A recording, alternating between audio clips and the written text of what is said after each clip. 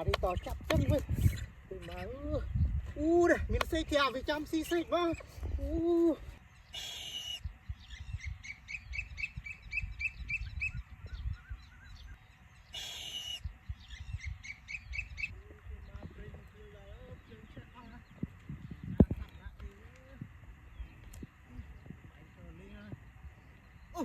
trời má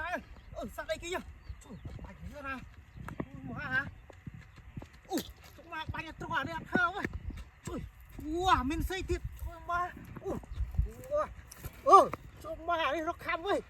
trời đúng hả bà này là trời trời má ơi trời má ơi trời má này cá trời má ôi má bà đi tỏ chặt chân với mà đây mình xây kèo với chăm xí xịt mà ôi bị tao nó thế nào mà to ôi mà hơi từ bắt tịnh miền buồng vì nó đừng đắng rồi mà này cho nó à này buồng nhá hàng cột như